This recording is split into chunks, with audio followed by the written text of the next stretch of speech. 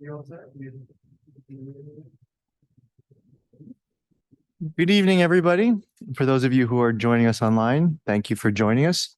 My name is Anthony Parati. I'm Commissioner for ANC 4D08, and it's a pleasure to welcome all of you to our public meeting for February 2024.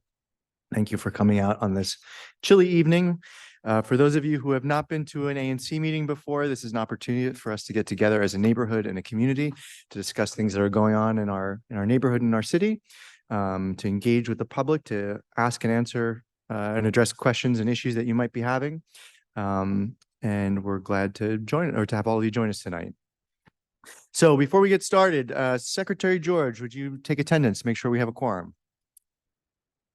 When I call your name, please indicate if you're present. Commissioner Pinckney? Here. Commissioner Bell? Commissioner Lucarelli? Present. Commissioner Corniatis? Present. Commissioner Morensik? Present. Commissioner George is here. Commissioner Weigel? Present. And Commissioner Parati? Present, and we have a quorum and we can get started. Next up, we have the approval of the month's agenda, which has been posted online. Secretary George, anything special that we should know about this month's agenda?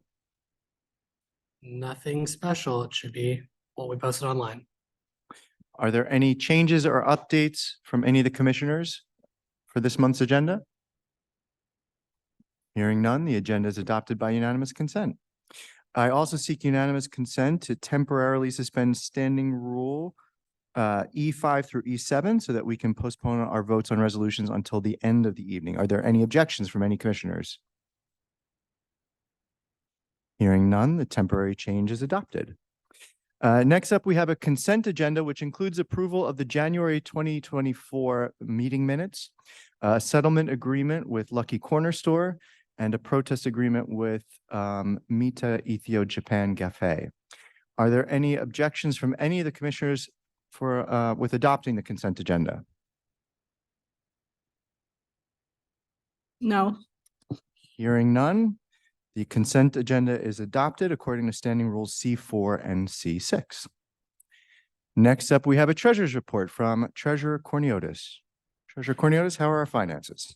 Good evening, everyone. Our finances are in pretty good shape. We've received disbursements from the Office of ANC. Our balance remains $16,353.15. And we submitted our check for the security fund, which should be approved, in the near future. And then we can begin writing checks for other things such as grants, et cetera. And this Saturday, there's a treasurer's training, which I'm looking forward to because, we want to do everything possible to make sure that we're providing grants, et cetera, to the community. So that's my update. Questions from any of the commissioners for Treasurer Corniotis? Hearing none, are there any questions from the public about finances for the treasurer?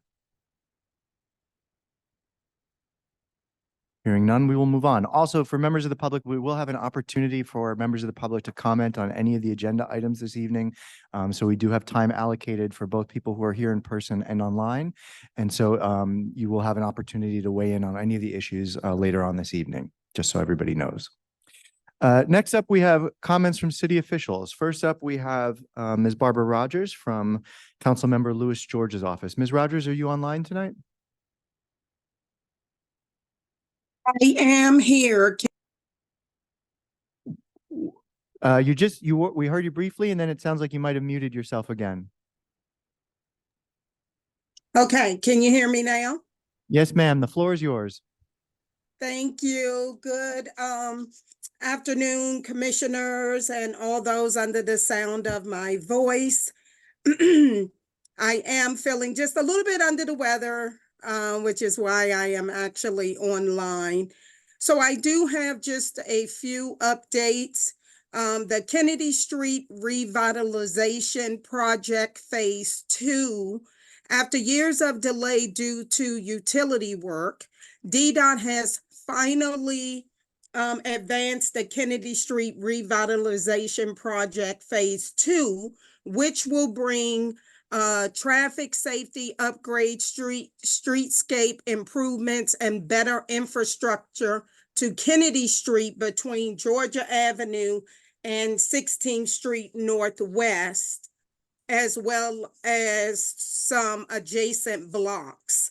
There will be a virtual community meeting on Thursday, February 22nd at 6:30 to update the neighbors about the plan, and the construction will begin a few days later. I will put the link to these meetings actually in the chat. And they are actually also available on our website, JaniceWard4.com. Secure DC crime legislation update. Earlier this month, the DC Council voted unanimously, 12 votes for and 1 vote present, to advance the major legislation that includes more than a dozen separate bills and more than 100 different interventions aimed to address crime in our city. The bill helps DC to confront crime in several ways, strengthening our laws to make it easier to prosecute violent crime, adding investigation tools to help MPD solve cases, and improving oversight and coordination across DC government. The council members succeeded in removing some provisions from the bill that would have done nothing to improve safety. And that information will be included in our newsletter this Friday. And one of them would be like rolling back police transparency measures when it comes to officer misconduct. Okay, the bill still needs a second vote in early March before it can become law, and some parts of it needs to be funded. There is also a link that you can get more information. I'm happy to put that in the chat, and that information is on our website as well. And I think I have mentioned this before. Well, SNAP expansion update. Good news, 140,000 DC residents, 1 out of every 5 DC residents will be getting an increase in their SNAP food assistance thanks to a budget amendment. Like I said, I think I've said that before. DHS announced that the increased SNAP payments will begin March 1st, while retroactive payments for the months of January and February will actually be paid out this coming Friday, February 23rd. Performance oversight hearing. Last month, performance oversight hearing started at the DC Council. This is when DC residents, you all can come in and testify in front of DC agency leadership and the council about how and what you want to see improve in DC government. See what else I have here. Please, our Facility and Family Services Committee will have our oversight hearing with agencies that serve DC residents with disabilities on February 23rd, and then DGS will be on February 26th for community testimony, and then February 29th will be the agency leaders. Let me make sure I haven't missed anything. And if you do not get our newsletter, please sign up for our weekly newsletter at www.ward4news.com. You can also get our newsletter weekly to your phone by just sending a text to 202-286-5268. And that's what I have. I will, as I said, put these links in the chat for those online. Thank you, Ms. Rogers. Questions from any of the commissioners for Ms. Rogers? Good evening, Ms. Rogers. Hi, understand- Commissioner. Hi, I understand that there was a hearing on CFSA earlier today. When is the deadline to submit written testimony? You have, I think, 10 days after the hearing. And there is a meeting and another hearing scheduled focused on OSSI on the 28th, correct? And I can still sign up to testify?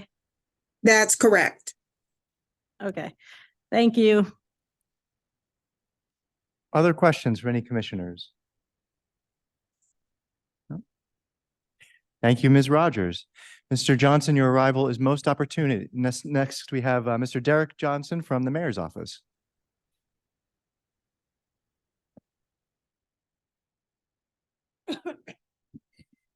Thank you all so much for the invitation tonight, and I'm right on time. Perfect timing.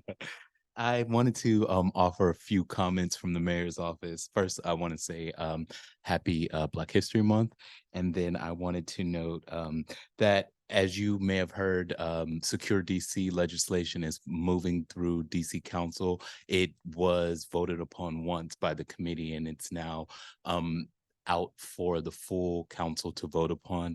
And so the mayor is urging council to vote for the legislation. And I want to give you a few little snippets about what the legislation means, as I've done in the past.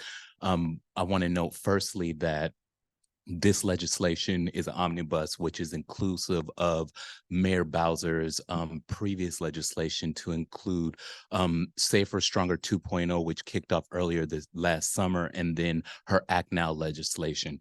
And what that actually means is that real tangible tools will be given to MPD in order to effectuate some of the gaps that they currently face with regard to policing in the community. And one of those ways looks like the ability for MPD to institute what will be drug-free zones. And I do have guidance around what we had previously thought about the idea of how that is effectuated in real time. And so, MPD is not seeking to randomly break up people walking down the street as they walk down the street, multiple people. They're not going to be like, hey, what are you guys doing together walking down the street? It's not that kind of thing. It's really giving the chief the ability to thoughtfully address open air drug markets so as to reclaim the community and public space, the public space for the community. And that I think it's 120 hours, which is 5 days period, to allow MPD to get into those spaces without any of what now is illicit activity that MPD does need more resources around paying attention to getting information as they involve investigations. And so with that, MPD will have that ability with this legislation. And we're also asking council to remove any amendments that extend the expansion of holding persons pre-trial. What that means is that we want to, and we saw previously with this legislation when it was acted over the summer, that there was a decrease in crime when individuals were being held pre-trial. And so as part of that legislation, the mayor is making that call once again tonight. And also, I would just lift up the threshold, that there was an amendment for a threshold of more than $500 to be added to this legislation. The mayor is asking that the community support a $500 threshold when it comes to crimes of retail theft and robberies. And so I think the amendment wants to lift it to $1,000, but at the $500 level, that gives MPD enough information to say, hey, we have a retail theft ring. It's now reach a certain amount, and we think $500 is that correct amount as opposed to any higher, which the amendment is, I think, 1,000, or asking for it to be 1,000. And so I will pivot to another point of conversation, but I will also welcome any comments or questions about that at the end. Likewise, I wanted to note that the mayor will be hosting public engagement forums for the budget season coming up. And a couple of those meetings coming up include the Saturday, February 24th at 11 a.m. We're going to hold a citywide budget engagement forum at the Deanwood Community Center. And that is at 1350 49th Street Northeast. And you can go to, you can actually type in an Eventbrite and eventbrite.com and search for budget engagement forum fiscal year 2025, and you will be able to register. Likewise, there is a second event that is going to happen, citywide budget engagement event on the 28th of February, Wednesday at 5:30 p.m. And that's going to be held at the Brooklyn Middle School at 1150 Michigan Avenue Northeast. And I can get information that I could give to the secretary so we could post this on the website as well for ANC 4D. So not to worry if you can't make it to either of those Saturday or Wednesday budget engagement meetings. There's going to be a citywide online meeting as well. So information about that will come down the pike, and I will surely share that with the ANC.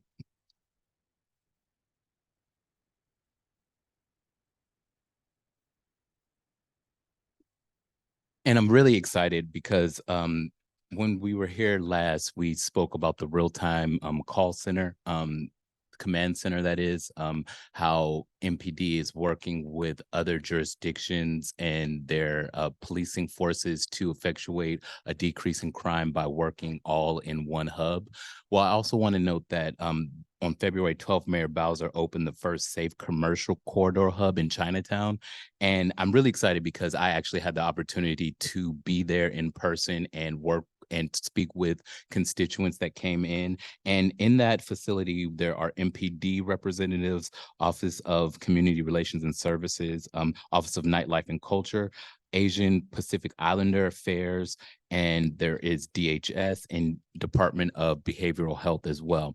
And this is the first of a few. This is a pilot program that the mayor is instituting based on guidance from MPD Police Chief Pamela Smith. And we think that the best opportunity for agencies to engage with the communities by being in the community. And so we have two other locations that will also be popping up. In addition to Chinatown, there will be one on U Street, and then there will be also one in the Anacostia area. And so while this is a pilot program, we're taking in a lot of information, but the idea of the district's safe commercial corridor hubs are something that we like, and we hope that will bring us more into the community. And so that brings me to another opportunity to be involved in the community. Is DPR Summer Camp Lottery is open. We have a specialist here, and I will definitely defer to him, Mr. Chris Dyer. Lastly, I will mention that there is a vending license workshop, and I can leave this information on one of these tables for people to register if they want to register tonight. But it is, I know that at our last meeting, we had persons in the community that were advocating for street vending.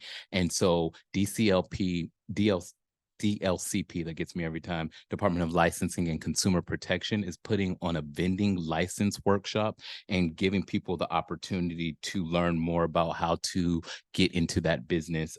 It's going to be held February 27, 2024 from 10 a.m. to 2 p.m. at the Columbia Heights Community Center, which is 1480 Girard Street Northwest. And so I know I said a lot. I will also hop online, drop some information in the chat, and leave my contact information as well, so that folks could follow up with me directly on any lingering questions that may go past tonight. Thank you, Mr. Johnson. Any questions for any commissioners? Hello, Mr.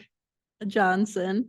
How are you, Commissioner? Recently on my street, there was a gas leak and there's been issues with potential gas leaks or gas leaks over the past, I would say, year and a half, 2 years since I got into office. And the neighbor that called to complain about this, they came right away and they, did what they needed to do, I guess, and they left. And she contacted Washington Gas to ask any sort of transparency or details as to like if the issue has been taken care of, et cetera. And she was just provided with a sort of vanilla type of response, so to speak. Is there a process where there's additional transparency when issues like this arise and, knowing or getting updates as to if they were resolved, how they were resolved, et cetera? So you're saying she called Washington Gas? So Washington Gas isn't a DC agency, but we can be in contact with them to coordinate what that could look like if there are outreach specialists that engage with the community. I know there are for like DC Water and other non-agency entities that interplay with government agencies a lot. So what I can do is look into that and figure out what that might look like and circle back to you. Thank you. No problem. Commissioner Morensik, I see you online.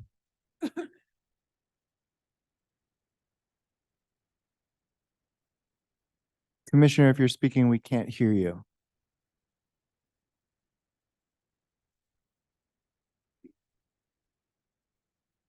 We will come back to you, Commissioner, because right now we can't hear you, I'm afraid.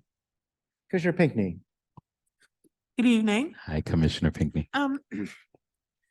I have been made aware that there's a Public Service Commission of the District of Columbia, and it's about the electric company. Mhm. And they have an application to increase the cost of our electricity Mhm. between now and the next 2 years. So there are, I see 3 public opportunities to speak to that. You didn't mention anything about that because they're pretty much, March and April, but people really need to read what they're proposing and go to those spaces because electricity already costs quite a bit of money. Yes, ma'am. And they're looking to almost $7 increase a month. So I'll say, Public Service Commission, once again, is an independent agency. Mhm. I do have a great contact there, that I could speak with about engaging with ANCs, especially, senior communities around, what their rollout for this means and the engagement opportunities for folks. And so I don't take it for nothing or that, any increase in electricity for me, it means a lot. And so I could definitely be in contact and work in conjunction with you to get more transparency around that issue as well and highlight it well in advance of the coming months that they anticipate the conversations. Yeah, but the conversations are scheduled for Wednesday, March 27th, Tuesday, April 2nd, and Wednesday, April 3rd. The application is already available online. I can just shoot you this email. Please. So we can make it broad for people to read, but it's really important because they even listed how much money they want to gain. And it's not no little bit of money from increase. It can be a little confusing. Mhm. And I know that my seniors are really already hurting with the electricity and we're phasing out of gas. So does this mean that we would be stuck with this company only, or are we opening it up for fair competition for other electric companies to come around? So I hear you, and those are great questions. I actually think that those some spaces and gaps where council's office might be beneficial in thinking about what deregulation, if that is a concept that people want to engage with, might look like. It would come not from the executive, but the legislative branch, if it doesn't already have a current regulation that we're under. But we don't regulate the Public Service Commission. Their ability to make those increases likely come from a legal standpoint of how many every years they can do before they are able to do increases. So that's a great conversation that I can follow with you and be in contact with the council's office about. Okay, because, and this is my last statement on this, I really think that a plan, whether it's the council or the mayor's office, or it needs to get into the newsletters about these 3 dates, and that there are open opportunities for people to go and speak to whether or not they agree with this increase that will stand, et cetera. Okay. No, I think that's great. I will Okay. take that information as soon as I get your email back to my director and work Okay. with our leadership to see how we can amplify that information as well. Okay. Thank you. Thank you. Commissioner Murnick, did you get your microphone working? Unfortunately, we still can't hear you, so we will move on and hopefully come back to you later and hopefully. And we'll fix Commissioner, I that. welcome you to text me or email me. We are pretty good contact. So if we can't hear you tonight, feel free to reach out to me. Thank you, Mr. Johnson. Thank you all. Next up, we have a guest from the Department of Parks and Recreation, Mr. Chris Dyer. Good evening. And I have a slide deck that's really fantastic because that's how we roll in the Department of Parks and Rec. And also it helps me not have to memorize everything. And could you put that into view? Yes, the view mode. And I'm glad to report that I actually got the right slide deck today, which is, I had that problem at the last meeting. I was very embarrassed. But anyway, my name is Christopher Dyer. I'm the Community Engagement Manager for the DC Department of Parks and Recreation. Next slide. DPR is where the fun happens. And, we are the #1 park ranked system in the country. We host programming and events year round and 244 sites across 900 acres of green space in all 8 wards. And we also have about 100 plus capital projects in the construction pipeline at a given time. So we're very busy. Next slide, please. We have a lot of great sites here in ANC 4D. The big one is the Emory Rec Center, which is one of our larger recreation centers in the city. We also have Lorenzo Larry Allen Park. And I also noticed something very interesting today doing the map. You have a lot of triangle parks scattered throughout your ANC. I think it's one of the highest number of triangle parks in the district, including Reservation 312H, which I imagine Mr. Israel or someone will have a question about with me later on. Next slide, please.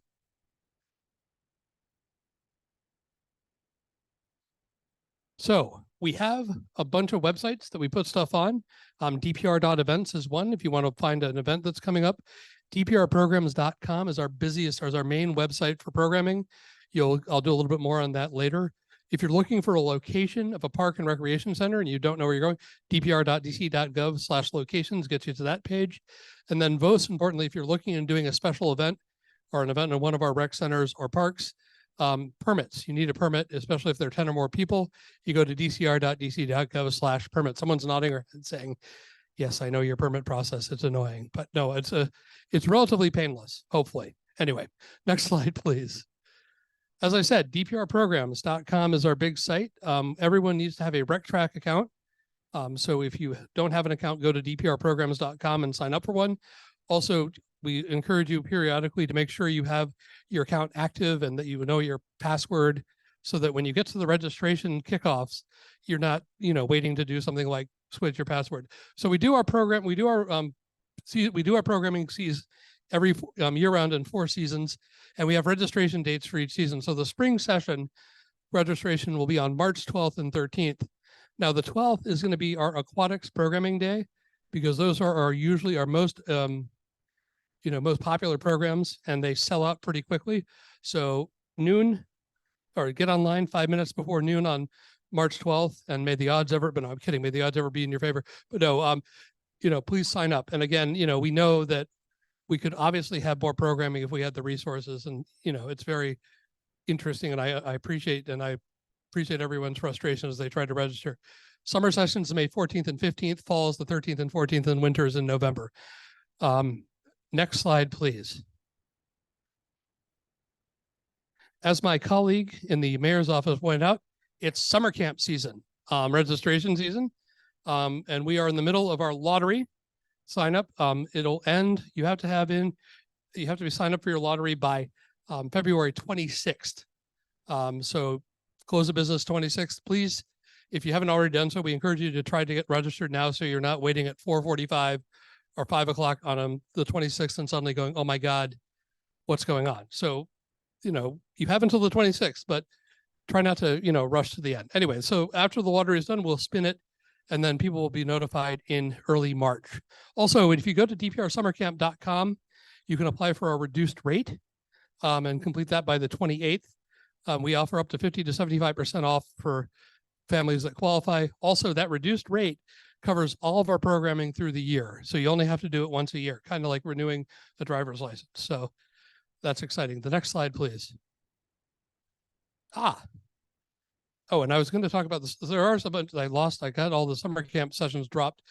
We do have a bunch of interesting summer camp sessions, including our very popular Little Explorers program. We're also offering some of our specialty programs again, including Aqua Day Camp, which is very popular. We're offering also an EGOT class on training for theatrics. And we also have a cooking class as well. So go to dprsummercamp.com and explore our wide variety of programs. So they're ready to play, by the way, for those of you who are interested in public planning and you ever wonder, why does DPR do what they're doing? And why is our rec center not being renovated right away? It's our comprehensive strategic plan for the next 20 years. It'll sort of be a guidepost on how we make decisions on how we do things. So go to readytoplay.dc.com and take a look if you're interested in that. It's actually a kind of interesting document for me. Also, I wanted to circle back and plug our oversight hearing is tomorrow from 9:30 to 5:30. I think you can still sign up. I personally love the performance oversight hearings because it provides us an opportunity to sort of answer questions. And so we're going to have a lot of fun. I think we're getting like 64 people signing up.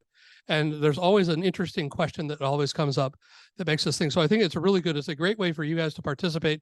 And it also helps us improve our service delivery as well. So I highly encourage you, if you haven't already done so, to sign up or to go and watch. It's online tomorrow. Also, we're going to have our budget hearing coming up in March. That's also a good opportunity, or March or April, to come in and sort of talk to us about how you think we should spend our money. So with that, next slide, please. Thank you. If you have any questions about DPR activities or need assistance on a specific issue, feel free to contact me at 202-702-9453 or christopher.dyer@dc.gov. Also, if you have a maintenance request for any of our sites, if you're in one of our parks and you see something that needs to be fixed, you can now dial the 311 system and put in a service request, which is incredibly exciting. Always, of course, snap a photo. And once you submit that, the Department of General Services, who handles all of our maintenance, will come out and send a team. Also, for commissioners, I also enjoy this job so much. I'm your moker basically for DPR. I decided I needed some street cred, and I'm also an ANC commissioner down in Logan. So I really appreciate the work you're doing. Also, for everyone who's participating in this meeting, thank you for coming out. This is really fun. I think this is civic engagement at its best, and I look forward to answering any questions you guys might have. Thanks for having me out. Thank you, Mr. Dyer. And I will say, I think you are the first person that I've ever heard describe an oversight hearing as fun. So Yes. I appreciate your enthusiasm. Are there any Well, questions? I've had to summarize half the testimony. The council's actually gotten very good, and they're actually providing written testimony online. So it's sort of like an open book exam. It's very fun. But yes. Anyway, sorry. Any questions? Questions from any commissioners? No? Oh, actually, I have one question. You covered most of everything that I was thinking about, but I remember last summer or spring, we held a movie at Lorenzo Allen Park in my single member district, and the reps from DPR who came said that you also can host certain events at these parks, Yes. like with bouncy houses, etc. Is that true? It's all through the permits division, and we do have a limited supply of stuff. I say that we're not a party supply store. Some people think we are. But if you go to our permits process and fill out a special event permit, you can request it. I think there was also a party that was done, Lori Lorenzo. In fact, speaking of parks, I just want to make a quick plug. For Reservation 312H, there's a $100,000 capital project that's in the pipeline. We will do some community engagement around that. Also, Emory Rec Center is scheduled at some point for a major renovation. So we'll be in your area a lot when we get ready to start that project. Lots of opportunity to engage and find out what you want to do with Emory, because it's going to be a very fun project. Other questions for Mr. Dyer? It's not in our commission area, but it's close. Could you let us know what the state is of the Upshur Rec Center renovation, which I know is Thank you for that in question. planning? Well, we are still in the process with Department of General Services of identifying a design build contractor. We had our first community meeting and walkthrough to introduce the park. And the ANC and the neighbors down there did a remarkable job for us and did a bunch of survey and did an incredible amount of surveying and got 312 responses. So we're going to use that to sort of help inform some of the decision-making process. For those of you who have never been to a DPR community engagement or public process, we typically have 5 meetings for projects that size. And the first is the first kickoff, which we've had, and then we have a 20% design, 40% design, 60% design, and then final design construction. So multiple opportunities for you guys to sort of weigh in on this. I always say though, you might have great ideas, we might not be able to do them, but it's not that we don't appreciate the great feedback. Thank you, Mr. Dyer. Thank you for joining us tonight. We appreciate it. Yeah. Mr. Chair, I have a question. Yes, sir. Sorry, I had my hand raised. Yeah, Mr. Dyer, thank you for coming and speaking. I appreciate you touching on 312H. For folks who don't know, that's the triangular parcel bounded by Jefferson, Illinois, 9th Street. It's right next to Truesdale, where they close that street off. So I appreciate you mentioning that. I hope that I know that there are a lot of other projects in the pipeline, as you mentioned, but hopefully this one chugs along and can be delivered by the time that the school is modernized, which I think is 2027. So, Oh, good. but if it doesn't, so be it. But I did get a question today from someone in the community about dog parks. Yes. I know that they're both good for bringing good energy into a neighborhood, but they could also be noisy and they come with their own sort of obstacles. But notwithstanding those and other facts, what is DPR looking at all, if any, at this area for the provision of something like that? It was interesting. I got a phone call from the president of the 16th Street Heights Civic Association the other day about. That was him. Yeah, that was him. Yeah. So basically you need 2,500 to 5,000 square feet in a DPR owned land to have a dog park. Yeah. And if you look at the ANC, your ANC, the only space that could possibly conceivably work as part of Emory. So Yep. Again, they will do what they're going to do. We're going to digitize the online application. People can apply. We can also evaluate. So whenever we do a dog park, there is usually a petition gathering period. They usually come to the ANC to get approval. And then we also have the Department of Energy and Environment do an environmental assessment to see if it's something that is viable. So right now we haven't even gotten an application. We've only gotten an inquiry of interest. And it'll be interesting to see how that happens. I mean, frankly, there is not a lot of space available in this ANC and the area that's available for a dog park. So. Yeah, I mean, that makes sense. The jurisdiction that I work for, we generally aim for 5,000 square feet. So, and, just anecdotally, I think that Emory Park, is a good candidate. I think the terrain could work in a number of advantages, particularly if there was a way to site it up at the top that might mitigate noise and sort of other things that folks could, find as a nuisance or what have you. So, I hope that if a petition does come through that, that's something I'll consider. Yeah, that Emory site, it's interesting. A lot of people have some interest in that. We would have to make it ADA compliant. And I also just not being a landscape architect or a designer, and I want to be very clear that I'm not speaking on behalf of DPR. There might be some drainage issues with that site, given the location of where it is. Yeah. Also, there might be some trees that, in general, we try not to kill trees when we do our construction projects. So it's going to be a fun process. And the community, here's the good news. we really do try to listen to the community. I know government agencies come in and talk all the time and saying, we really love to hear your voice. We do. I mean, it's obviously there's some limitations at what we can do. You have a really good ANC here who can certainly opine and send us resolutions. And again, there's been no decisions made at all about Emory, and it's going to be a fun project. I'm looking forward to it. Yeah, sure. Thank you, Mr. Dyer. I just have one question. Sure. The land out there that's like behind and around Emory belongs to Yes. parks. Us. Yeah. Are you all thinking about expanding Emory or the availability of the use of some of that land? Because I've also been talked to about using part of it for a dog park and things of that nature. Well, that's sort of what our, once we start the capital project, that's something we can look at. I mean, we might, who knows what we're going to do with the site. There's some stuff, there are fields, there's playgrounds. The building is a little bit old. I mean, there's a lot of factors in play, but we haven't made any decisions yet. I mean, that could be a site. I mean, we've also asked that that be turned into a meditation garden. We get a lot of good ideas from the community. And so we try to listen to that, disseminate that feedback, and within budget, deliver what we can. So. I'm really asking because that's my SMD. Oh, good. And the people, they have been asking about that land. Yeah. But it's kind of stopped because it doesn't really belong to the No, it does. city property. No, that is our land. That Oh. anything up to to Missouri is ours on the hilltop. We don't activate it because it's not ADA compliant. Okay.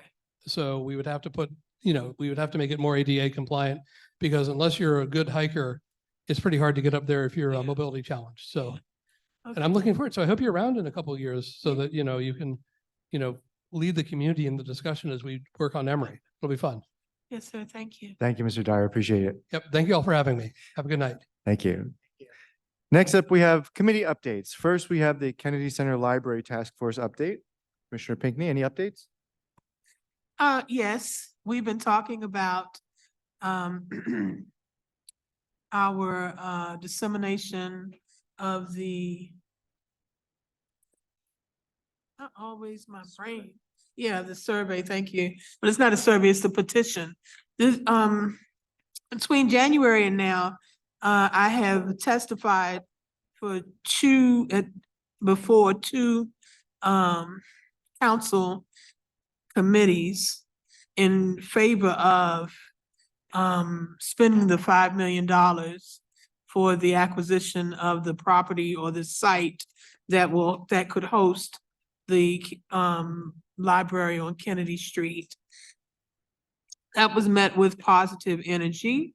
Also, Dr. Ariana, who is with the University of Maryland and who has worked with the Department of Libraries with their research, has agreed to help with our surveys and with our petition. And hopefully we will have that up and running by the end of this month. And the task force proper have been invited to come back and start meeting on the 29th of this month. It will be via Zoom. If you're interested, before you leave here and you want to participate, please, by all means, give me your name and number. I will invite you. The RFP, the resolution that 4D Commission sent to present an RFP so that developers who are interested and able to work on the library is in the works. At this point, they're waiting for a specific requirements from the Department of Libraries to go into the RFP, and then it will be published. Other than that, are there any questions? Thank you, Commissioner. Thank you for all your work on leading that project. We have a public safety task force on the agenda. The task force actually concluded its work at the end of last year, submitted a report to the ANC Commission last month. So the report is in the hands of the Commission to read through and decide whether or not they want to take up any of the suggestions. So we don't have anything specific on the agenda for this month, but perhaps next month there might be. Next up, we have announcements from any commissioners. Commissioners, any announcements for the public? Commissioner Pinckney? Hello, 4D01. As some of you may know, we've been having a problem specifically in my building with rat control. I'm in a brand new building, but it addresses the fact that there are 3 specific opportunities for us to get infiltrated by these rats. One is we have a restaurant that's next door to us. In the back, there's a group of apartment buildings, and their trash receptacles are not up to code. So therefore, that invites the guests to come by. And then third, we have a construction site right next door to us, abut our building, that has been really stuck in a hole, as a whole, for the 2 years we've been open. So the Department of Buildings and their various departments are working on making these spaces compliant. There are a lot of issues. We need to deal with the relationships between tenants and landlords and tenants. And there's some new opportunities where, you know, all of us together may be able to think outside the box, because it's really needed. But the number of alleys and spaces where trash is collected, the number of 311 calls is becoming really, really unacceptable, simply because we have a lot of people who just come by and drop off their trash, or, you know, the stove, the sofa, the this, the that. And for the people who live in these spaces, and predominantly they are places like apartment buildings where landlords are responsible for paying individually for their trash to be picked up. So I believe that this issue needs to be addressed, because it is also contributing to the increase in rodent activity. And I don't know about you, but I don't want to wake up and I'm sleeping next to a rat in my house. Okay, and at this point it was personal, because the rat just came across the floor in our lobby like he was paying rent and living there.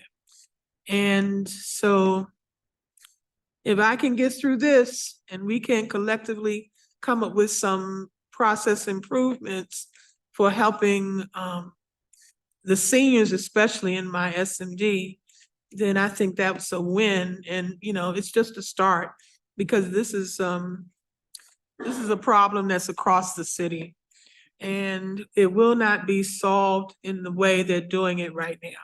So Commissioner, that's the major issue. I was just gonna ask, would you like the public to help with anything? Is there some way that the public can help you with this project? By collecting feedback from neighbors, or? Well, maybe I'm open to this. You know, right now, it's pretty much, we've been going through this issue for the last 6 months in a real targeted way, and just about our building. And I'm in a new building, and it's not because of the habits that we're doing. You know, people have habits that contribute to inviting rodents into their homes, but that's not our case. And but the response from the city, and I want to move the city from being so busy to tell me what they can't do, and we need to come together and talk about what we can do. And we do not have to reinvent the wheel. I think pulling people in from New York City, from cities that have this problem, and they have professional people who are well-versed in dealing with it. You know, okay, so to answer your question in short, yes, if anybody has any ideas about that, that's a great idea. I'm open to it. And then why don't, Commissioner, we think about adding this to the agenda for the next public meeting, and maybe we can have a lengthier discussion about ways that we can help Okay. with that. So thank you, Yeah. Commissioner. Commissioner Mrenzek, I see you have an announcement. Can you guys hear me now? Yes, sir. Yeah, hey. Hey, all right. Hello, everybody. I just wanted to respond real quick to Derek. If he's still there, I give him a shout out for helping with an alley cleaning in my SMD. There were numerous mattresses dumped, and I know I pester him probably more than he would like, but I just want to sing his praises on that. And then cushion that with, to take a message back to the mayor about how unhappy I and some of my constituents who are DC government workers are, maybe himself, that having to go back to 4 days in the office. I know telework is something that we're all living with now, and I'm kind of surprised that, DC government employees are being used as bait to lure the federal government back and increase pollution and decrease, patronage of businesses at our own SMDs. So I just wanted to say that. And the second announcement is response to everyone's Washington gas and utility rate increases. Please contact the Office of the People's Counsel. The DC Public Service Commission is the is the utility judge, but the Office of the People's Counsel is our consumer advocate. So they're our utility lawyer. So that's the agency to call. I'll drop their phone number in the chat. Full disclosure, I work for them. But that's the agency to talk about utility issues. And actually, I will be bringing something to our executive meeting about Washington Gas in next month. So that's my announcements. Thanks for the patience, everybody. Thank you, Commissioner. Any other announcements? All right, we will move on then. Next up, we have some old business. Some of this is moot by the approval of the consent agenda. So first we have the Lucky Store a settlement agreement that was approved as part of the consent agenda. So unless there are any specific questions for Commissioner Lucarelli, we'll just move on. Okay. Hearing none, next up we have, as a matter of old business, the DC Hands resolution that was on the agenda from last month that was proposed by Commissioner Abell. We had postponed the vote until this month. Are there any questions from any of the commissioners for Commissioner Abell? We already spent some time discussing this last month. Commissioner Abell is not on the call. I know he was having trouble getting in and staying in, and he let us know that he would be happy for us to postpone any of his business if he was not able to join us for it. So I would move to postpone until next month. All right. We will wait for the postponement until we come to the, or I guess if no one moves to actually adopt it, then it will just automatically get. It's right. postponing the discussion from the agenda. So we'll remove it from, yeah. Which It's, we don't need to do unless if we're yeah. not going to discuss. we'll just move on. Okay, next up, we've got the protests from Mita Ethio Japan Cafe that was already approved as part of the consent agenda. So unless there are questions for Commissioner Lucarelli, we'll just move on. Okay. Hearing none, then we next have a BZA case number 21075 for 301 Delafield Place. Commissioner Mrenzek will introduce it, and then I understand that he has some guests here as well to discuss it. So Commissioner Mrenzek, would you like to start us off? Yes, I'll just briefly introduce. This is a project in my SMD. They are looking to, I believe, add 2 basement units into an existing building. I don't believe there's any exterior additions that need to be made. The representatives are here to present, so I will keep my mouth quiet and let them do their thing. Thank you, Commissioner. My name is Eric DeBear. I'm land use counsel for the applicant in the BZA case, Mikasa. I am Fernando Lemos. I am the executive director of Mikasa Inn, a nonprofit housing development that we do affordable housing through the city, and also we help tenants to exercise TOPA right, and that's what we do. And this is a building that was acquired by Mikasa through the tenants, and our goal and our objective for the next is renovate the building and provide affordable housing for long-term tenants. And I have a brief presentation I sent to Commissioner George. Pull it up. Sorry, remind me your name. I can search for it in my Eric email. DeBear. Sent it earlier today. I see it. One second. Just want to walk through the background of the BZA case. Sure.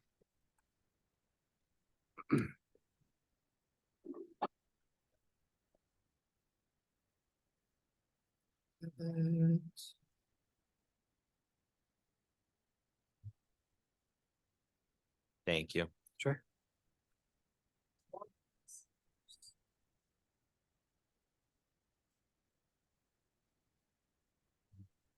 So as we mentioned, the subject property of the BZA case is 301 Delafield Place Northwest, and the applicant is a subsidiary of Mikasa. Next slide, please. The property is located at the corner of 3rd and Delafield, and it is in the RA1 zone, which is a residential apartment zone. Next slide, please. This is the existing building. As Mr. Lemos mentioned, there will be no, I'm sorry, Commissioner Morenchis mentioned, there will be no changes to the existing building as you see it. Next slide, please. The project summary and what's being proposed to the BZA. Again, it's an existing 23-unit building. Mikasa is looking to renovate and reconfigure the cellar level to allow for 2 additional residences in the cellar level. There'll be no exterior structural changes. However, there will be new landscaping and bioretention that includes a new retaining wall on the outside of the building. And again, it will be an all affordable building. That's Mikasa's mission, and that will be provided. Next slide, please. This is the cellar floor plan. That's the subject of the BZA case. This is what's existing. You can see it toward the bottom of your screen. There's several kind of unimproved crawl spaces that will be reconfigured to add the 2 units. Next slide, please. And a community room as well. And here's what's being proposed. You can see those retaining walls I mentioned, although those do not need any sort of zoning relief. They have been highlighted here, and then this is going to be that cellar level plan. It's a little hard to read because of the distance, but again, they'll now be 5 units plus a community room and other utility type rooms down here, as opposed to what's existing, which is 3 units. Next slide, please. Unfortunately, the way the zoning regulations are written, despite it being an existing apartment building, because Mikasa is looking to add 2 additional units, the zoning regulations require them to go through and obtain special exception relief for what's called a new residential development. It's an expansion of an existing residential development, but that is how it's interpreted. Again, the building complies with other zoning regulations. No parking is required, and it would not be required as a result of this action. And there'll be no modifications to the footprint, the density, or the height of the building. And with that, I'd be happy to answer any questions. Thanks to you both. Questions from commissioners? I have a couple. Sure. Yeah, thanks guys for that presentation. We obviously need more housing. There's a major shortage of it in this country. So, the more we build, the better. Can you talk about the levels of affordability for the 2 units in the cellar and what the term or the duration of the affordability? Is it 40 years? Sorry, say that second part of the question again, Commissioner. Sure. So the levels of affordability for the 2 units in the basement, the 2 new units, and then what will the terms of the affordability be? Usually it's 40 years.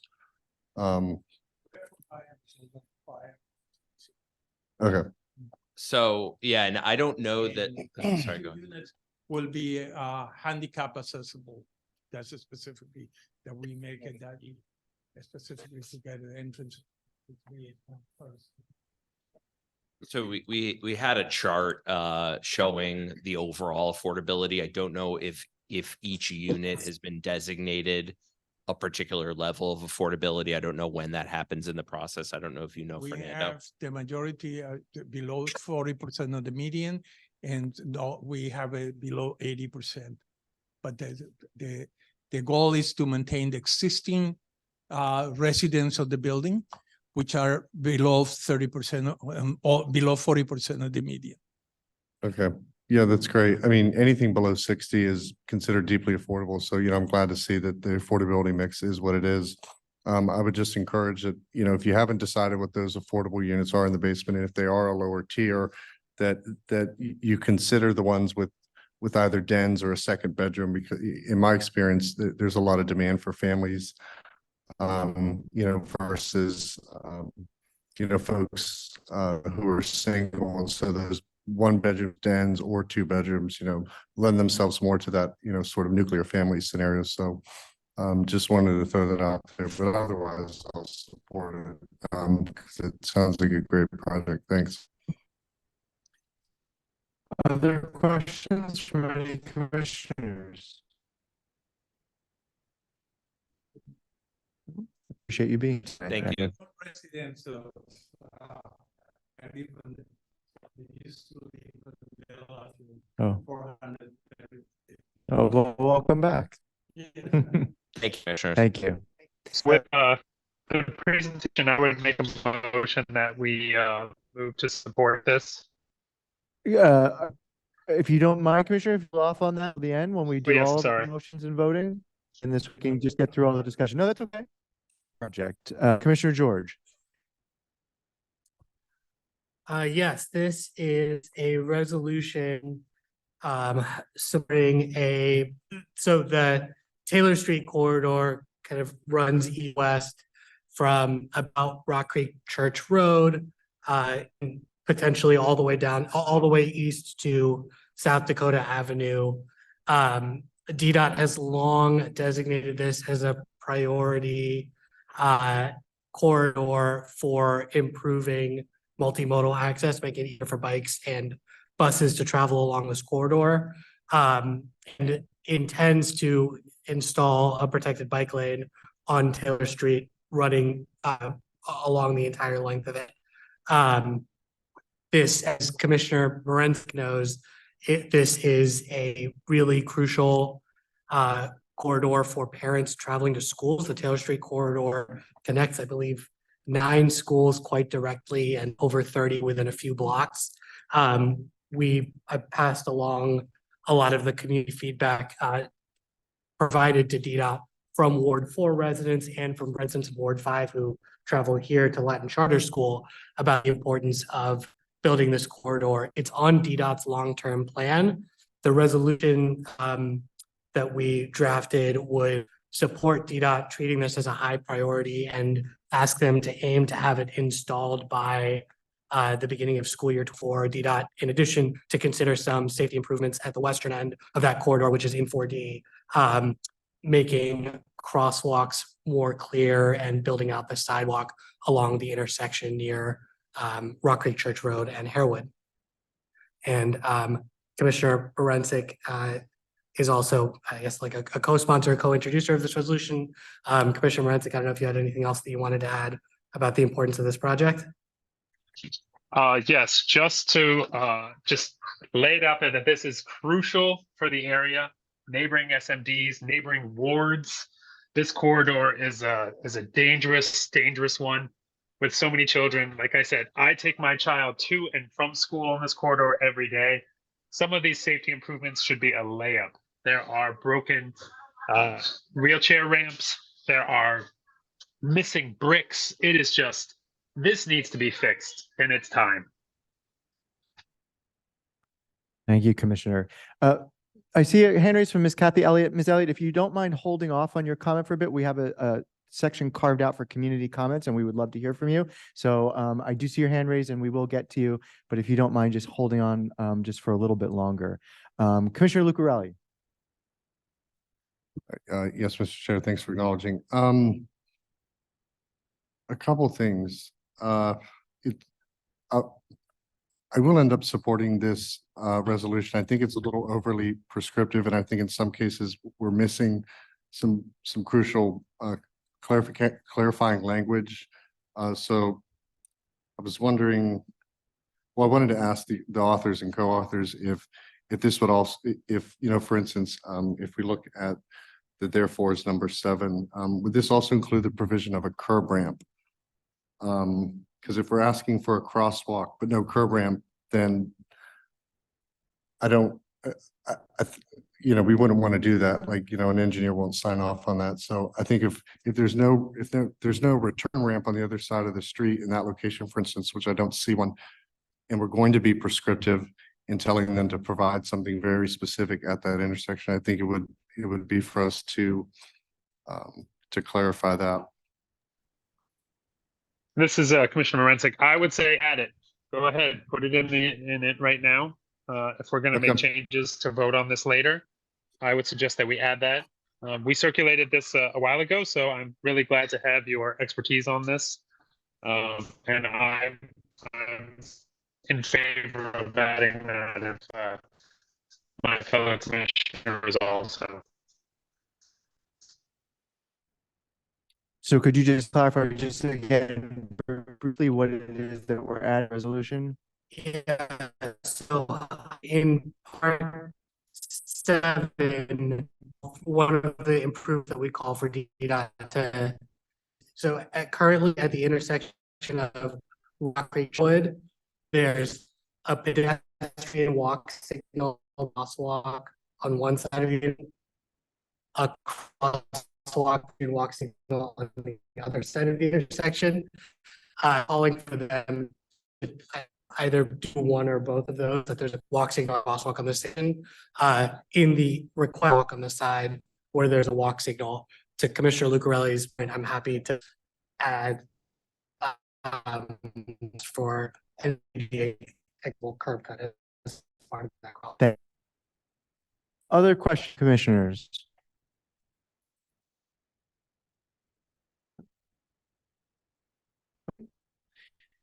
We'll move on to the next, which is a resolution capital Commissioner.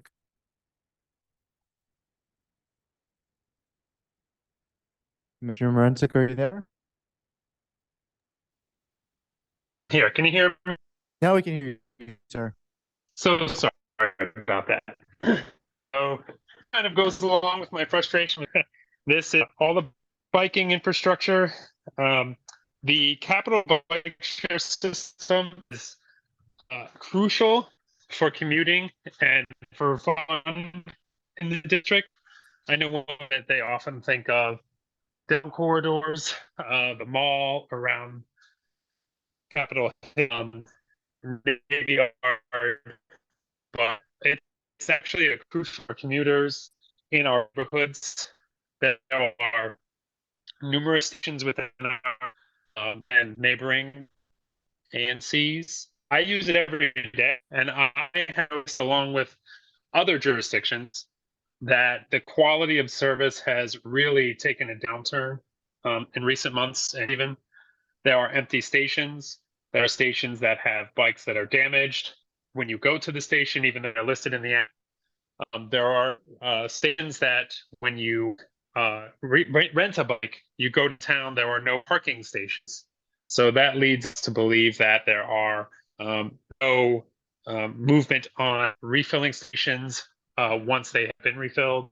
And so this is kind of a resolution that I'd like to bring to DDOT, who is one of the area partners, and also Lyft, who is the administrator of the program. They run Lyft program to sort of highlight these issue concerns and also call on them to continue their customer satisfaction program. On their website, they have published surveys, but they haven't done it for a number of years. And so I'm curious as to why that is.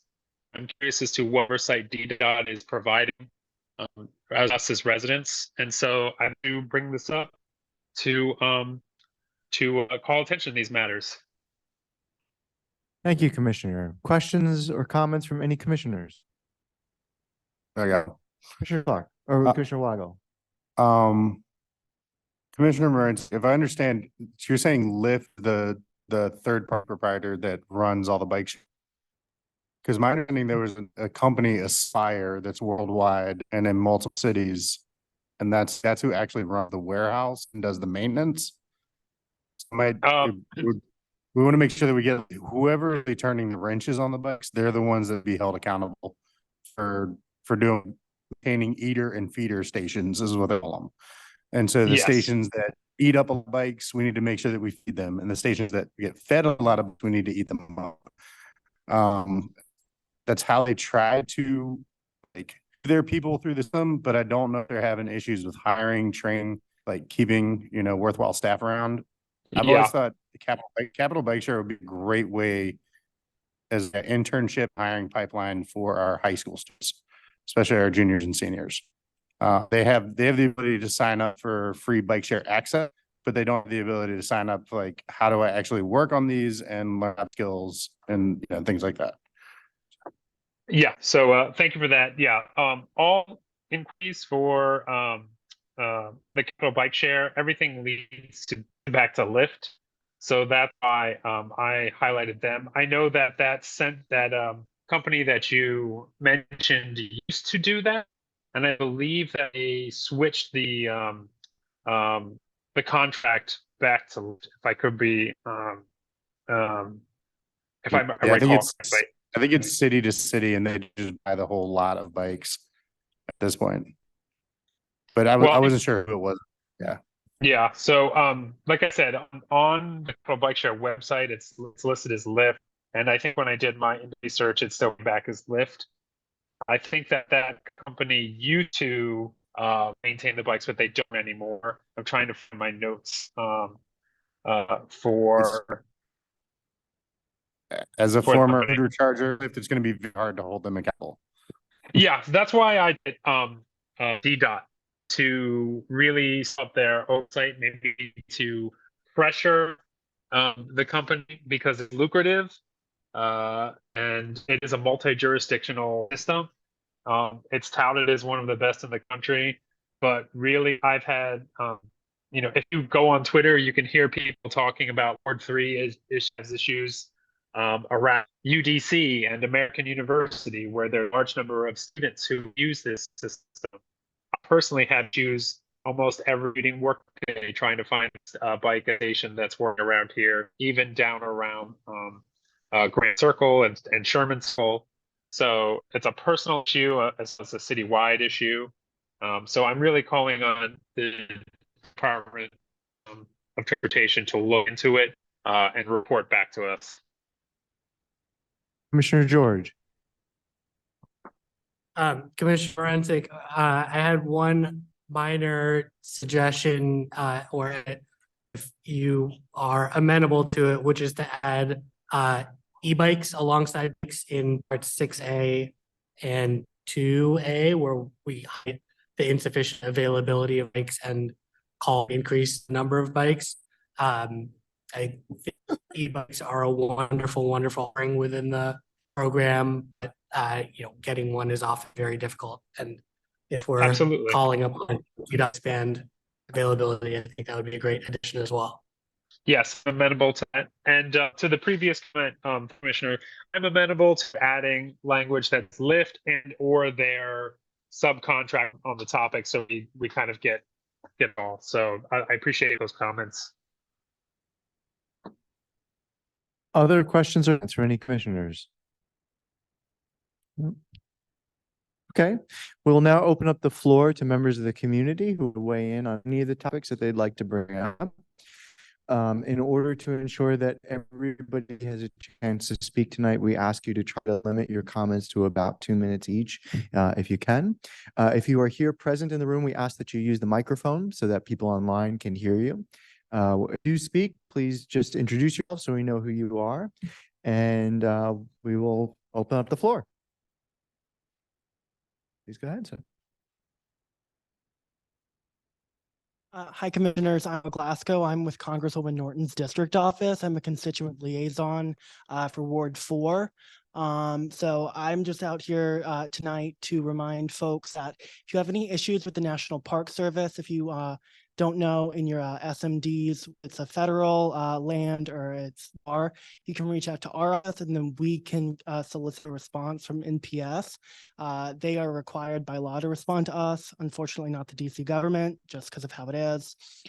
We also have calendars. I understand it's almost March now, but if you want to see our lovely and historic Capitol complex and fun little things that happened each day, you can pick these up as well. And then if you also have any constituents that have issues with other federal agencies, SCIS, immigration, passports, we can also assist with that. And you can go on norton.house.gov to start this work. Thank And you. do you have any cards or contact information that you can share with us just so we know how to get in touch with you? Cards yet, because I Okay. just started actually 2 months ago. Okay. But you can contact us at 202-408-9041. And that'll get you straight to the district office. Thank If you want the policy side, that's going to be the Capitol office. Thank you. And are you amenable to any questions from commissioners? Yes, Is there sir. any questions from commissioners? Of course. Okay, thank you, sir.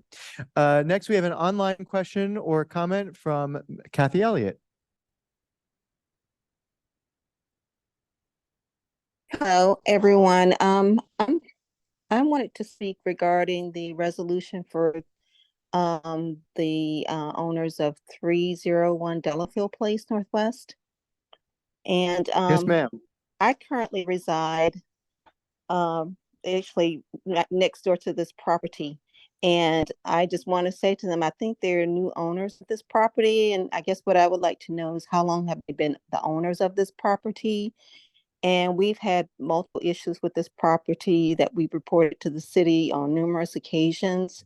And the issues are still not resolved, and I'm concerned about them wanting to add 2 more new units to this property when the other issues have still not been, such as, for one, rodents and on the property because of the type of dumpster that they have for the resident. It's always left open and rats are always crawling in and out of the dumpster, and the rats end up coming through our yard with food.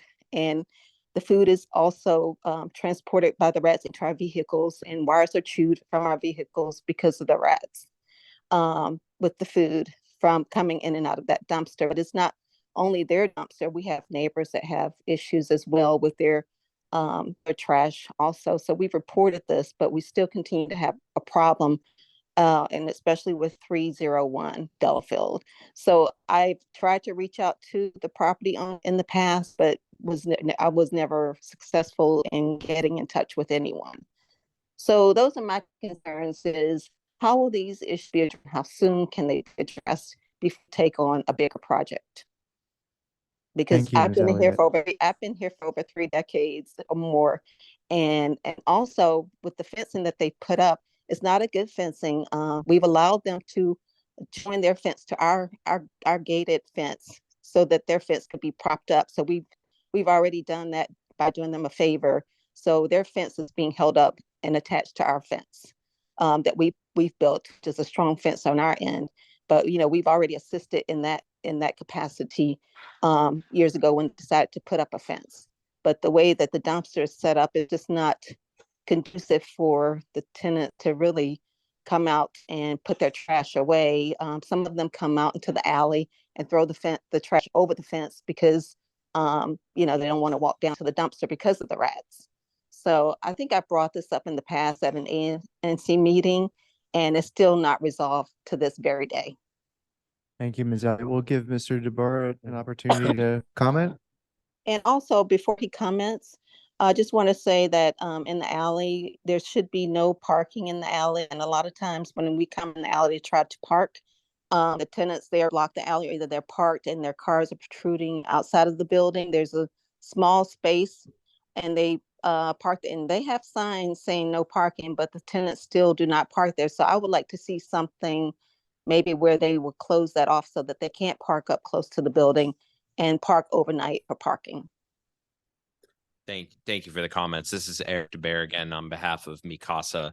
I believe, I don't know for sure, but I believe it is a relatively recent purchase of the property. So I think the BZA case is them moving to renovate the property and fix some of these issues.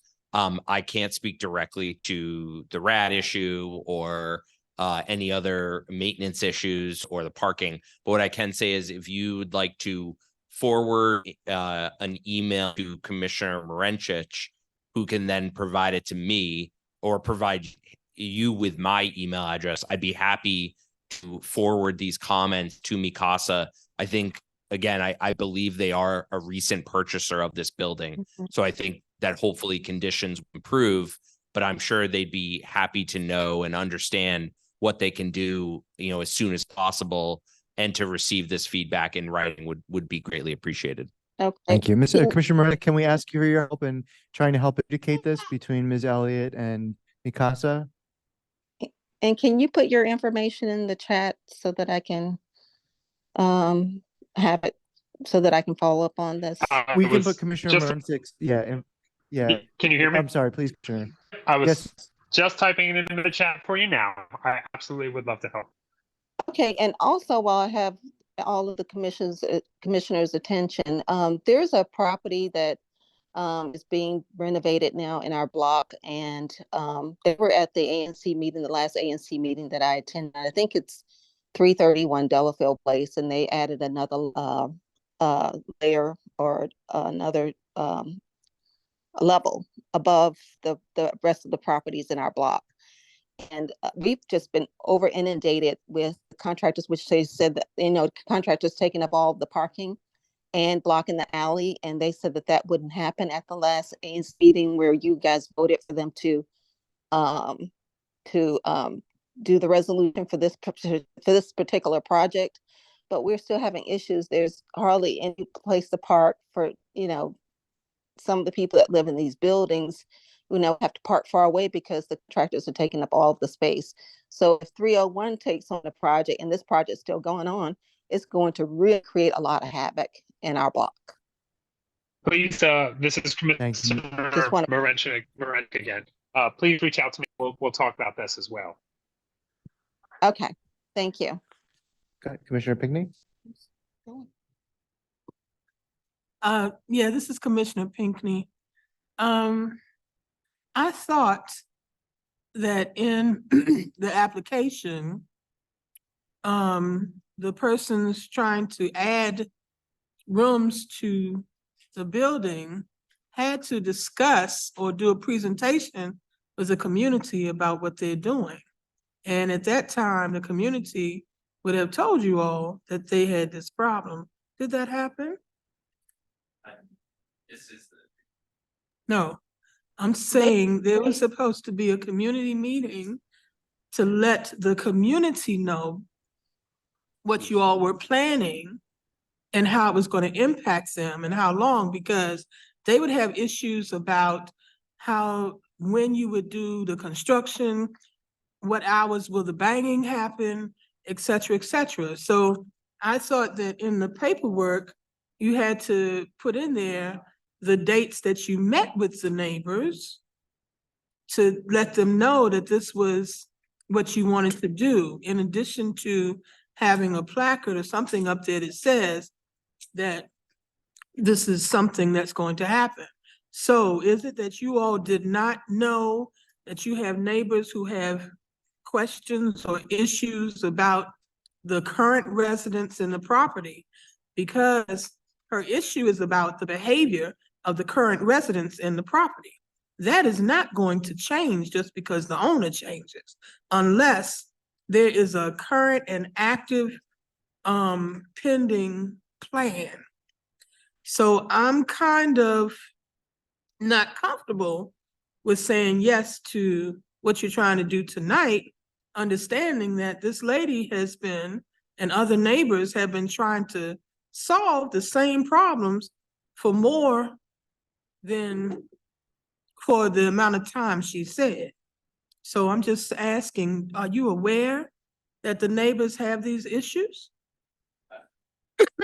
I'll just say, I mean, I think Mikasa would be happy to meet with folks, at some point soon. Again, I think maybe that's something that the commissioner can arrange. I would say a lot of these concerns are not really relevant to the BZA case. It's a zoning matter, not an issue of maintenance or things such as that. So while I think Mikasa would love to be a good neighbor and meet, again, we'd love the opportunity to proceed with this BZA case so they can, add 2 more units of all affordable housing, as soon as possible. So I think both things can be achieved without, slowing the process down. you able to- I'm sorry. Then maybe I'm mixing this up with zoning. Is the BCA process, commissioners, different from zoning? I know with zoning, we're required, the residents are required to engage the neighbors on both sides and then neighbors in the community within a certain bounds. Does it BZA just says, yeah, go ahead and add rooms to your place, even though the neighbors will be affected, but it doesn't matter? Is that what I'm hearing? I mean, I'm trying to understand. Am I confusing the processes? Are you able to comment on how you provide notice to neighbors? Notice is sent during the BZA process to all property owners or tenants within 200 feet of the property. So folks would have received notice of that. There are also two large orange posters on the property currently that get posted 15 days prior to the hearing. The BZA hearing is on March 6th. So that will be another opportunity for folks to comment if they'd like.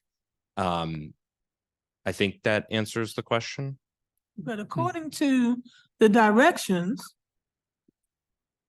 I believe that they were not just supposed to give people a piece of paper.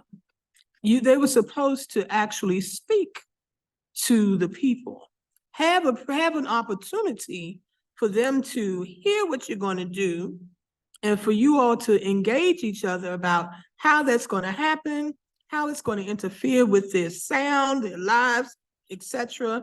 You would hear about their concerns about construction and everything. My question is, did that happen? In the paperwork we received, did we have verification Mr. that Chair, on if I may. certain dates that happened? I'm not sure what requirement you're referring to. I believe Commissioner Pignia, that the requirement is that they send notice to the neighbors, but I don't think they're required to actually meet with neighbors or hold a meeting. I think it's to announce that this is happening and invite neighbors to participate in a meeting like this.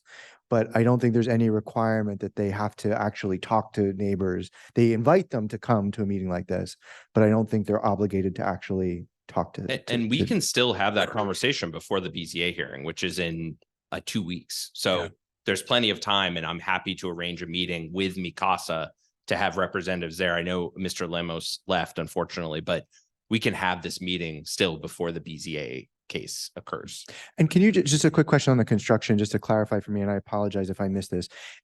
Is this an actual overhaul of the entire building, or is it just renovating the basement for? I believe it's just renovation of the cellar Got it. level. Okay, thank you. Now there will be new landscaping outside and new bioretention. So, minor changes to the earth itself, but in terms of the building, only the cellar level. Okay, thank you. Commissioner Lucarelli, did you have a quick question about this issue? Well, I just wanted to remind everyone on the commission and in the public that the relief that they're requesting is a special exception for a substandard property. So we just need to be cognizant and aware of what it is they're requesting and not overstep by bringing up things that are irrespective and unrelated to the request itself. So just an FYI for everyone. Thanks. Yeah. And so, the person who raised the concerns about the dumpster and the sort of behavior, I think those are all valid questions that Mr. DeBoer sounds like he'll plan to address with Commissioner Morency. I will coordinate with the commissioner. Thank you. Appreciate it. Next up. Thank you, commissioners. My name is Lisa Gore. Just wanted to introduce myself to the community. I'm a candidate for the Ward 4 council seat and just wanted to let the community know about an event that we are having. We're hosting office hours at Rue Cafe, which is not in your commission area, but it is close to here. This Friday from 11 to 2:30, and you can find that information on Mobilize or our website. Thank you, Commissioner. And I'm sorry, what was the name of the cafe again? It was Rue Cafe, Thank you. RUE. And just as a personal comment, I'm also chair of ANC 34G. I'm not here in that capacity at all, but I really enjoyed the conversation regarding a resolution on the traffic safety and putting in the comment regarding putting in the crosswalk where the curb cut does not exist. That's something that we have fought in ANC 34G. I totally disagree with DDOT's policy on that because sometimes it just doesn't make sense. So it's good to hear that some of the commission area has some commonalities. Thank you for that. I see Mr. Israel's hand is raised. Commissioner Yes. Emeritus Israel. Thank you, Chair Lucarelli. Good evening, 4D commissioners. So I just wanted to comment regarding the Kennedy Street Library issue. And I want to preface by saying that it was great to see Commissioner Pinckney testify at the DEMPED public witness hearing 3 weeks ago, and then as well as the DC Public Library oversight hearing 2 weeks ago. And I also testified at both of those and watched all the testimony. And what I have basically picked up on here on this issue is that it is certainly clear that DEMPED is responsible for doing the $5 million in site acquisition in FY24. However, unfortunately, it still seems clear to me that the executive director of the DC Public Library, Mr. Richard Reyes-Gavilan, is still, unfortunately, I think, philosophically opposed to a Kennedy Street Library, even existing. And it definitely seems like the deputy mayor for planning and economic development and the city administrator are basically both giving deference to Mr. Reyes-Gavilan on this issue. And that's a bit concerning to me, because in his testimony, he definitely made it sound as if he wasn't really excited about it or gung-ho about getting this done. Another important detail I just want to note for all the commissioners is that the additional $25 million in capital funds for this, that's supposed to be for this library over the next, 5-6 fiscal years, the DC Public Library is treating that as solely going to the Shepherd Park Library for renovation rehab. So while there's $5 million for site acquisition now, it definitely appears as if the DC Public Library is not planning on using any of the additional $25 million for the Kennedy Street Library, which is very problematic and something that we'll need to deal with. So I just want, I urge you all again to invite the new deputy mayor for planning and economic development, and at this point, DCPL executive director Reyes-Gavilan, to an ANC 4D public meeting. I've requested that back in July and then again in October, and now we're in February, so that we don't lose track of this and really put pressure on them.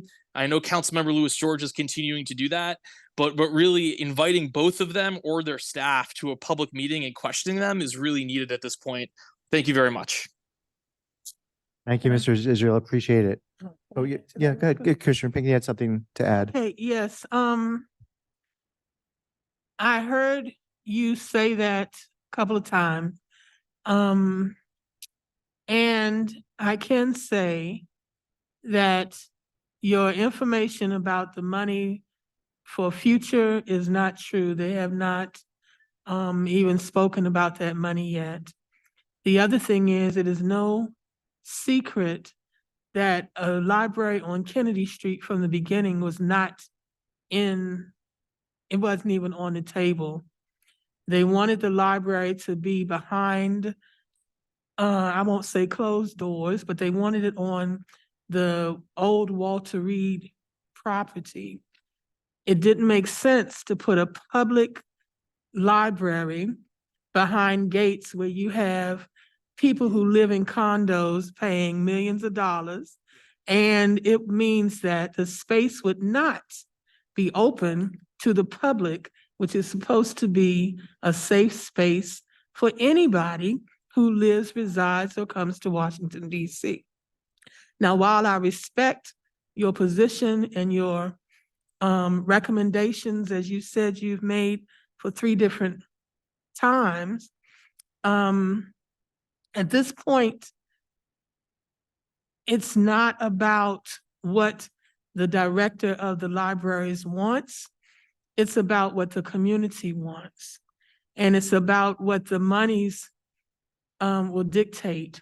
So therefore, the community will speak by signing the petition. Our council has already spoken by earmarking the $5 million that cannot be touched by the mayor or anyone else for something else. I have contacted the mayor's office, the deputy mayor's office, and everyone else to confirm this. So please, if you would like to talk to me, and I can make a meeting with you, me, our chair of the commission, and the director of libraries, that's fine, because it does not seem appropriate for us to go at these people coming from two different places. So I just invite you, Mr. Israel, to sit down with me or to come to sit down, you know, and really discuss this so that we can have a meeting of the minds and get our facts straight. Because right now, what you're interpreting as facts about this process and what I have information for about this process are two different things. I don't want to take up a lot of our And time. Commissioner, I really appreciate the invite. If I could just comment to what you said, and I posted this in the chat. I have an email from the director, Richard Reyes Gavilan, from literally less than 2 weeks ago, where he explicitly says that the 25 million in future capital funds is for Shepherd Park Library, not Kennedy Street Library. So I'm not misinterpreting anything. It's No, what he okay. explicitly said to me. So I'm happy to Okay, share the email. And that's fine, but that's for whatever monies has nothing to do with the $5 million. He wanted to spend part of the $5 million for that. That money that you're speaking of has nothing to do with, never slated for the Kennedy Street Library. The funds are two different pots of funds. He is going to revitalize that library, but now off the table is demolishing it to create a new one. At first, that's what they wanted to do. So it would be nice if we could have a meeting of the minds, and instead of many different people from Ward 4 talking to them and speaking two different languages, if somehow we can come together so that we can have one voice instead of something that could appear as separate, then we can move forward, getting what you worked for when you were on the commission, what I'm working for while I am on the commission, and moving forward, we can work together to actually get it done. That's what I'm trying to say to you. So if you don't mind working with us, I can send you an invitation to the meeting, but you know, this is not against you, for me. From my for my background research, the question of a library on Kennedy Street has come on the table for years. It didn't just start when we came in office, and I appreciate that. Where we are now is actually at the door to get it done. Okay, so your work, if you hadn't done the work you did, we wouldn't be where we are today. So if we can just come together, then that would work. So if you would consider that, I am very much amenable. Thanks to you both. The floor is yours, sir. Hello, my name is Sam Saunders, and I live on Ingraham Street, right off of North Capitol and Ingraham. And I'm having some of the same issues as some of the other residents with apartment buildings. And there's a apartment building on, this is 5232 North Capitol Street. It has had I didn't call, I was going to call. There is a mattress, box spring, has been sitting there for 6 months. And I usually make the calls in my neighborhood. They moved the trash bin on, I don't know if you ever drive down Ingraham Street, anybody come on to Ingraham, there's a box spring's been sitting there for at least 6 months. And I was just wanting to see how long, and even the trash, they put new trash cans there. They moved their trash facility from one point to, they pretty much moved it on Ingraham Street. And I don't know if you've seen the little fenced in area that they recently put in there, but the trash cans are not secure. They leave the tops off, and now the rats are running up and down the front of the apartment building. And also I have an issue, as we were talking about, there's an apartment building, I think it's 5301 New Hampshire Avenue. They've been renovating, I think it's like 50 units in the building. It's between also like Missouri Avenue, it borders Missouri Avenue, North Capitol Street, and New Hampshire Avenue and Ingraham Street. I don't know if you've seen the apartment building, and they've been working on the apartment building for a year. I think they're renovating all the apartments in the building. I've never seen a permit. You know, I think you're supposed to be notified of permit. There's never, ever been a permit out there, and they've been working in there for almost a year. I've called DCRA to complain about it, and they keep telling me they're gonna check on it. And they're, to this day, they're working on the building. I mean, they are renovating every apartment in there. Every so often I see a truck will pull up in the yard and you can see them throwing plaster and all these sort of things out a window. And when the work crew, just like you were saying, when the work crew comes in, especially in the spring and the summer months when the traffic, because I think I've talked. to We've you spoken before. about, yeah, the And parking. when the street cleaning comes through, there's only one side of the street. And in the mornings before the work crew that's been working in this building, they have at least 6 or 7 cars, work trucks and personal cars that they come in. And most of the time in the morning when we try to find a parking space, there's no parking because like I said, they've been working on this building for a couple of years. And I have not seen the first permit in the building. And recently they put up lights on the building. I don't know if you've been up there. The lights are so bright. Everybody, I haven't been sleeping well since they put the lights up on top of the building. I guess there's those new halogen lights. Yeah. I mean, they are so bright. I have shutters. And now I have to, before I go to bed, I have to put a towel up. All the neighbors, here's another neighbor right here. And the light, just the smallest amount of light coming in. It's almost like a car headlight coming through the windows. And it's all the way around the building. I think the address is 5301 New Hampshire Avenue. It is horrible at night trying to go to sleep with this light. Oh, I mean, it's all the way around the building. And the lights, and like I say, the construction workers coming in there and this is what, and I called parking enforcement. And they told me, this is the lie that they told me. And I says, and they come down the street, it seems like they just give them a wink and a nod and let them park on the street. And they have Maryland tags. And I said to them, I says, why don't you put a ticket on it? And he told me they register online and they didn't have to put a tag in the window. Is that such a thing, or am I just making that up? Seem like they just made that up to me. Because I pay $100 every year for residential parking. And I asked the parking enforcement young man, I says, how come you haven't really put a ticket on the cars? And he said they probably registered online and they don't have to put the sticker in the car. And I know that's not true. Were you gonna say something, Commissioner? Yeah, my understanding with the residential parking permit is like you have to display it. Yeah, 'Cause but it's they tell me time-bound. these guys have work trucks in there and the work crew comes in. Yeah. Yeah, it's not cheap. But you still have to put that in the window. Well, the parking one, we may not be able to help you with if they are registering them online, but what we certainly can do is check and verify that the building does have the permits that they need to be doing this kind of construction work in the first place. So I can certainly follow up on that. What can we do about the lights? Everybody on the block is just upset with the lights that's in there. I mean, it is just horrible, the way the lights. I don't know if you guys could come up there and take a look at it at night. Is that a DOB thing? Say that again? I don't, and these are not street lights, these are lights on the No, building they're like itself? heat Security mounted on lights. the I know building. exactly what you're talking Okay. about.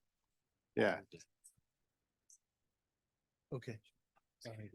Let me check, sir, and see if I can first find out who owns it and try contacting them. We had a building nearby you that had lights that was bothering a neighbor, the same thing.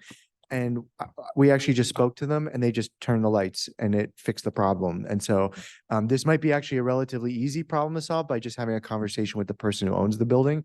But let me start by trying to track down and see who owns it, see whether they have the permits for the construction. I'll leave my number with And then, you. yes, please. And then we'll see if we can try and help with the lights too. That does All right, sound thank you. really annoying. So I'm sorry I have to deal with that. Any other, we see a comment online from Tate Manning. Hello, I'm Tate Manning. I had a question about Petworth Porch Fest coming up in April, which I'm not sure if it's under your jurisdiction. But I was curious if you had any idea what safety measures will be put in place to protect pedestrians and if community members will have any opportunity to provide input on that. So this is the music festival, are you talking about, where people go and they play on porches and around the neighborhood? Correct. Yeah. Yeah, it's all over throughout Petworth. I'm not sure the process for communicating with MPD about specific safety concerns, but I think we can probably look into that for you. This isn't something that's come across our commission's desk. We're not heavily involved in the planning process, but I think we would be happy to advocate for community outreach to try to express whatever specific safety concerns we had about the event. Did you happen to have any negative experiences last year with it? No, I was just curious, especially with like like heavy traffic in certain areas, what will be done to mitigate that during the time of the festival? Ms. Manning, I'll have Commissioner George put my email in the chat and you can reach out to me directly because I know the owner of Home Rule Records quite well and he takes a big, has a big part in this. So just reach out to me directly and we'll get you some answers. Okay, thank you. And I will say, Ms. Manning, in the past, the event has been very positive for the community. I think that, people have really enjoyed it. And it's been really great for bringing the community together. And so hopefully we can partner with MPD in a way that makes people feel safe and comfortable. And at the same time, also encourages people to get out and about and have fun with their neighbors. Any other public questions or comments for the evening? One more about Porch Fest. Yes, sir. Last summer, my block was very quickly and easily able to shut it down for a block party, like officially close the whole block for the day. I wonder if we could get a list of certain blocks that will be high traffic area and make a mass request for Porch Fest, like day of. And so it leaves it up to the residents of the block to use personal vehicles, tape, whatever, but then it would increase the amount of pedestrian safety and access for the day of the event. Well, I think also too, if I may chime in, if there's particular streets or corridors where there's a concentration of events, then I think it would make sense to just close the street. They say Halloween is one of the most dangerous nights to be a pedestrian because, more people than usual are out and people are still driving the same way they do, which is typically distracted or dangerous. So I would definitely support something like that. And I think that I imagine the entity that helps put this on would be open to that because, they obviously want to keep people coming back and this would, be a measure to ensure that. Commissioners Weigel and Lucarelli, are you volunteering to take the lead on that? Yeah, I don't mind. Sure. That's the trouble when you come up with a good idea. No, let's do it. Thanks to you both. Any other public questions or comments? Okay, hearing none, we will move on to motions and votes, business before the commission. First up, we have a resolution regarding BZA application 21075. This is for 301 Delafield Place. And just to clarify for everyone, this is seeking relief to add, for zoning variance to add 2 additional units to the basement of the building there. Can I have a second? Second. Commissioners, when I call your name, please say aye if you approve the resolution. And no, if you don't. Commissioner Pinckney. Commissioner Abell is not here. Commissioner Lucarelli. Aye. Commissioner Corniotis. Aye. Commissioner Morensic. Aye. Commissioner George. Aye. Commissioner Weigel.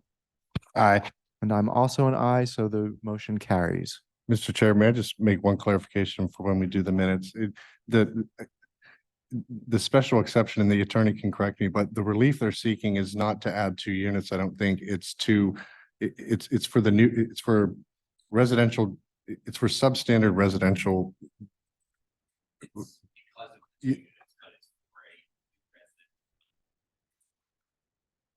Okay. Okay, well, got it. Okay, well then I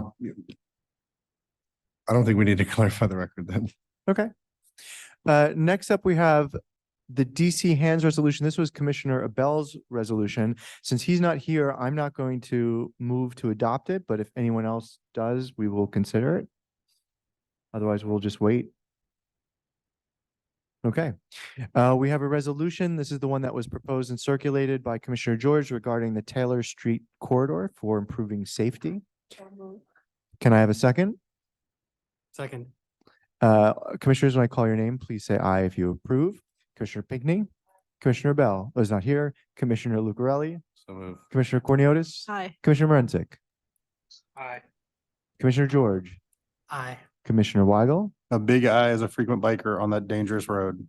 and I'm an aye as well. The resolution carries.